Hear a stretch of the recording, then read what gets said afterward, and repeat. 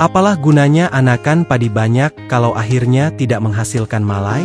Bukannya untung, kita malah dibikin rugi, boros pupuk, boros waktu, dan hasilnya pun zong. Nah, di video ini, saya akan bagikan cara paling gampang memperbanyak anakan padi, tapi semua produktif. Jadi bukan cuma banyak, tapi juga menghasilkan malai yang bernas. Yuk kita mulai langkah demi langkahnya. Halo Sobat Tani semua, kembali lagi di channel Giarta Tani yang selalu membahas dunia pertanian khususnya budidaya padi.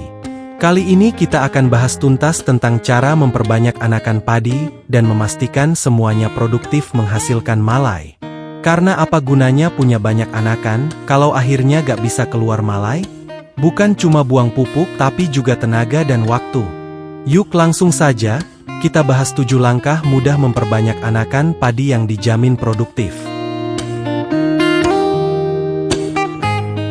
Langkah pertama, berikan pupuk organik padat. Langkah pertama adalah memberikan pupuk organik padat sebagai penyubur tanah. Ini penting karena kesuburan tanah berhubungan langsung dengan kemampuan tanaman menyerap unsur hara. Banyak sawah sekarang tandus, keras, dan kekurangan bahan organik. Akibatnya, tanaman jadi lemah, pertumbuhan lambat, dan anakan sulit terbentuk. Jenis pupuk organik bisa berupa kotoran hewan yang sudah matang, kompos, pupuk kandang fermentasi, atau pupuk organik dari limbah jerami. Aplikasikan sebelum tanam, saat pengolahan tanah. Tebar merata 1-2 ton per hektar tergantung kondisi tanah. Pupuk organik akan memperbaiki struktur tanah, meningkatkan retensi air, dan membantu mikroorganisme tanah tumbuh subur.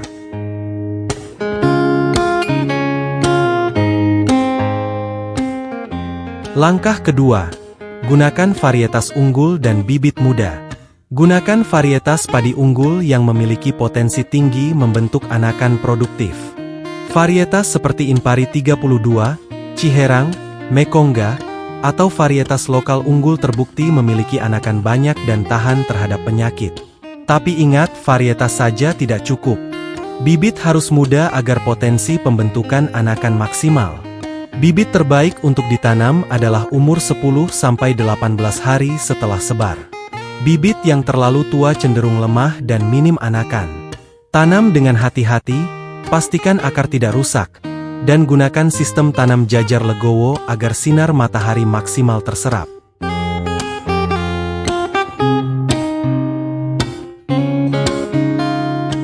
Lalu langkah ketiga, berikan pupuk fosfat sejak awal. Fosfat sangat penting untuk pembentukan akar dan tunas baru. Tapi fosfat tidak langsung tersedia, karena harus terurai dulu di tanah.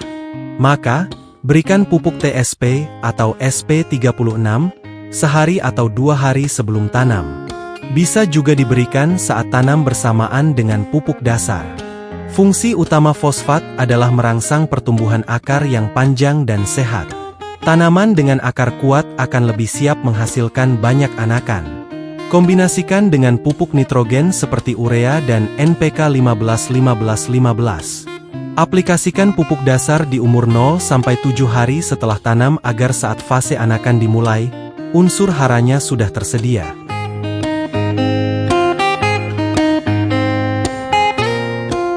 Langkah keempat, gunakan jarak tanam yang tidak terlalu rapat. Jarak tanam yang terlalu rapat akan membuat anakan bersaing satu sama lain.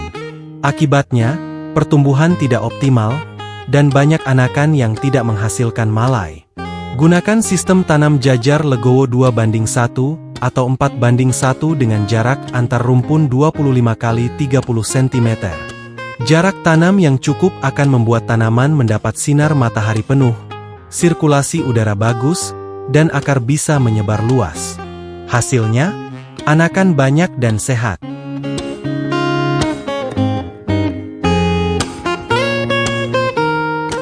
Lalu langkah kelima, atur pengairan dengan sistem intermittent. Pada umur 0-35 hari, jangan biarkan sawah tergenang terus-menerus. Gunakan sistem intermittent, yaitu airi, biarkan mengering, baru diairi lagi. Biarkan tanah sampai pecah rambut, lalu airi kembali. Teknik ini akan membuat akar padi tumbuh lebih kuat, meningkatkan serapan unsur hara, dan merangsang anakan baru. Hati-hati, terlalu banyak air justru membuat pertumbuhan lambat dan mudah terserang hama. Untuk langkah ke-6, berikan ZPT atau zat pengatur tumbuh yang tepat. ZPT seperti giberelin dan sitokinin sangat penting untuk memperbanyak anakan. Gunakan ZPT alami atau produk seperti Gibgrow, Atonik, atau ZPT organik buatan sendiri dari rebusan daun lamtoro, rebung bambu, atau kulit pisang. Semprotkan ZPT pada umur 15-25 HST, bersamaan atau selang 3 hari dari pemupukan tabur. Hasilnya, pembentukan anakan akan lebih cepat dan lebih seragam.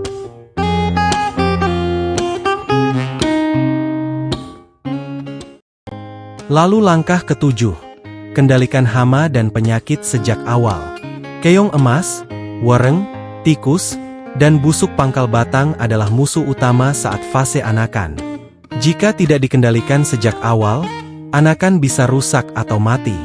Gunakan pestisida yang tepat dan ramah lingkungan seperti spontan atau pestisida nabati dari bawang putih. Lakukan penyemprotan preventif di umur 10-30 HST. Apalagi saat cuaca lembab.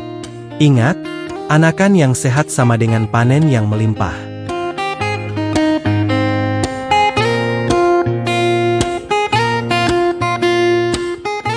Jadi Sobat Tani, memperbanyak anakan itu bukan soal banyaknya pupuk saja, tapi soal strategi. Dari pemilihan bibit, jarak tanam, pengairan, pupuk, hingga pengendalian hama. Dan yang paling penting, pastikan semua anakan produktif, menghasilkan malai yang bernas. Jangan lupa share video ini ke grup WA petani dan ke teman-teman tani lainnya, agar mereka juga tahu cara mudah tapi penting ini. Karena berbagi ilmu itu adalah ladang pahala dan rejeki. Terima kasih sudah menonton sampai akhir. Sampai jumpa di video berikutnya, kami segenap kru Giarta Tani yang bertugas undur diri. Dan, salam sukses petani Indonesia.